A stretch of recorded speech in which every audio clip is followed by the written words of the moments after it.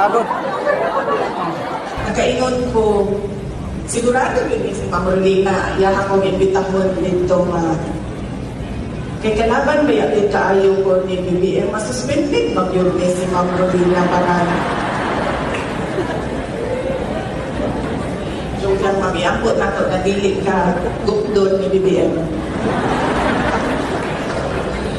Mamaliwayon ko, manakadawat ko o imbitasyon na gikan kaninyo tungod kay makasubo manggod ang ang kulahi nga pagbisita dinhi kaninyo panahon to sa Lino. You are our future leaders and the hope of this nation.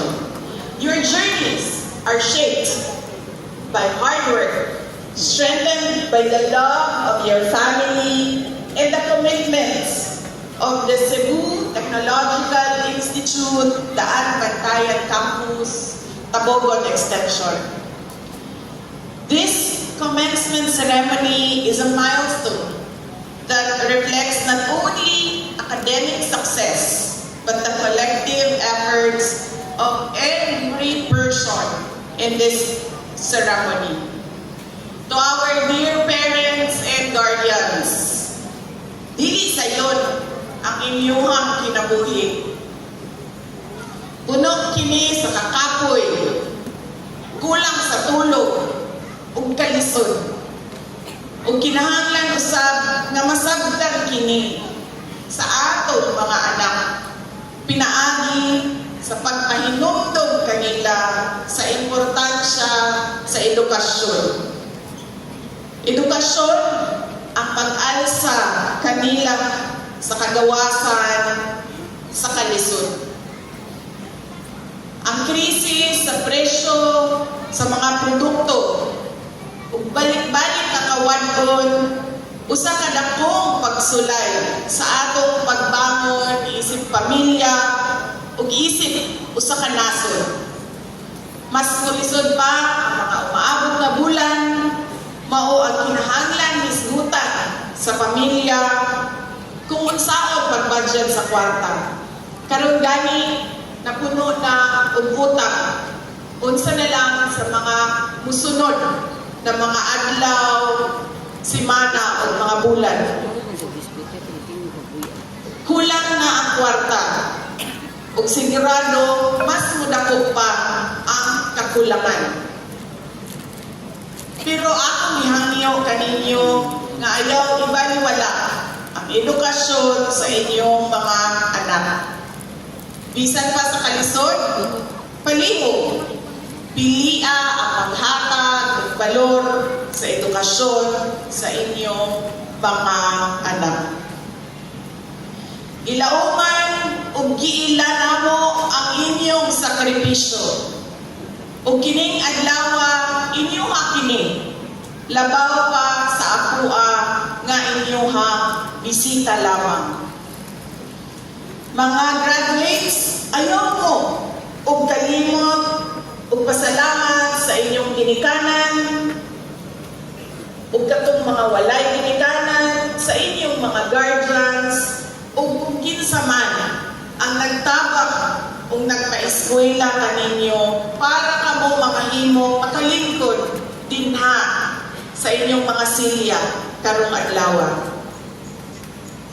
To our school personnel, our administrators. Alright, mag-reaction tayo dito mga kababayan no, sa muling pagbisita ni VP Sara Duterte dito po sa Cebu.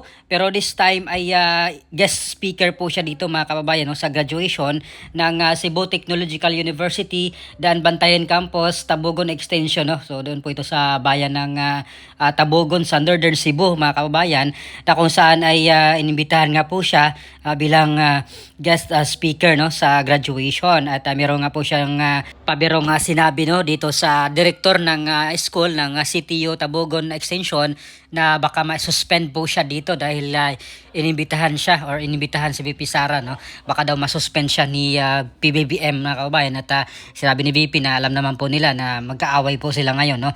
At baka ma-suspend yung director ng CTU Tabogon na Extension Campus, no, mga kababayan. Pero nevertheless ay nandito po si VP Sara, dumating po siya kasi inimbitahan nga po siya bilang commencement speaker, no, mga kababayan. At matandaan natin na binabash po ng mga anti-Duterte itong si VP Sara dahil yung mga pinupuntahan niya daw ay pang daycare lang daw, no, or pang elementary or high school na graduation speaker, no, mga kababayan. So ngayon ay meron na po itong nag-imbita sa kanya ng mga college graduate, no, or graduation sa college, at ito nga po yung CTU Cebu Technological University, Dan Bantayan Campus, Tabogon Extension, no, mga kababayan. So matandaan natin na si Risa Ontiveros din ay inimbitahan rin ng CTU doon naman sa kabilang campus sa Tuburan na Tabogon yata yun na campus, mga kababayan, no.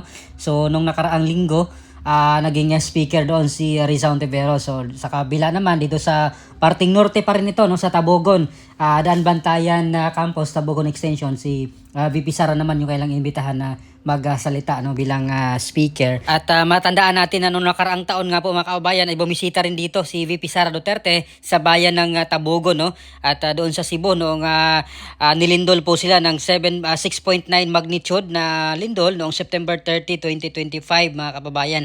At isa nga po itong lugar na ito na binisita ni VP Sara at nagpaabot ng tulong, no, doon sa mga residente na salanta or na lindol ng 6.9 na magnitude, mga kababayan. So ngayon muling bumalik nga si VP Sara para magsalita naman, no, sa graduation, no, hindi dahil doon sa malungkot na pangyayari kundi ngayon naman ay masaya dahil graduation. At sinabi dito sa kanyang speech na itong mga graduates dapat pasalamatan nila yung kailang mga parents dahil sa pagpapaaral sa kanila, no, at doon sa mga walang parents, doon sa kailang mga guardian ay dapat grateful ang mga estudyante, itong mga graduates na ito dahil sa kanila ay nakapagtapos sila sa pag-aaral, no, dahil ito yung paraan para maiahon nila yung kanilang pamilya at ang kanilang sarili sa kahirapan, no, sa pamamagitan ng kanilang pag-aaral ay ito yung kanilang sandata para makapagtrabaho, makaahon sa kahirapan yung kanilang pamilya, mga kababayan. So balik naman tayo dito sa mga basher, no, mga kababayan, na nagsasabi na pang elementary or pang high school lang si VP Sara, no, pagdating dito sa mga commencement speaker, guest speaker. So ngayon ay nandito na, nakapagsalita na si VP Sara, no, at hindi lang po ito kasi ngayong araw din po ay isa rin po siya o siya rin po yung guest speaker naman sa another campus naman ng Cebu Technological University rin dito po sa bayan ng San Remigio naman, mga kababayan, sa Cebu. At kung hindi pa po nagdeklara si VP Sara na tatakbo bilang presidente, no, marami pa po mga engagement yung hindi nag-cancel, no, sa kanya dahil sinabi nga po niya after nung nag-declare siya na tatakbo siya sa 2028 ay maraming mga nag-cancel, no, doon sa kanilang mga engagement, doon sa kanilang mga naunang mga invitation, mga kababayan. So takot nga po silang mabalikan or mapag-initan ng administration, kaya ninais na lang nilang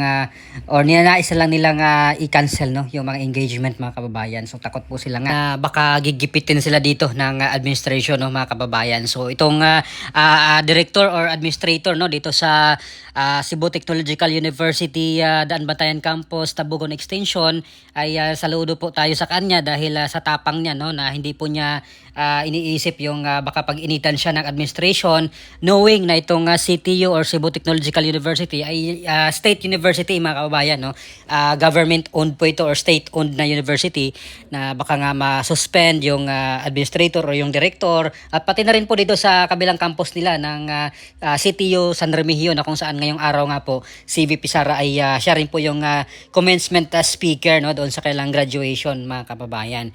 So alam naman po natin yung Cebu talaga ay solid ang suporta dito sa kay VP Sara Duterte at maging kay former President Rodrigo Duterte, mga kababayan, no. Kaya nga po nila napanalo yung kanilang governor ngayon dahil nga po sa suporta rin po ng mga Duterte, mga kababayan, ni FPRRD at sa mga solid Duterte supporters, no, sa Cebu. Dahil hindi po nila kala na matalo nila yung incumbent governor talaga doon for how many years na namayagpag, no, doon sa Cebu. At masabi natin talagang hawak nila yung Cebu dahil nga political political dynasty yung kanilang pamilya doon mga kabayan, yung mga Garcia. At simula pa sa tatay nung tinalo ni Pambari 4 ay for how many years governor na din doon. Tapos pinasa sa anak itong kay Gwen Garcia, for how many years naging governor din po siya, no? Nakailang terms din siya. At ngayong or nung nakaraang eleksyon lang po siya natalo mga kababayan sa pagka-gobernador. Kaya talagang overwhelming yung support ng mga Duterte supporters, no, na naipanalo nila itong si Pambari 4 dito po sa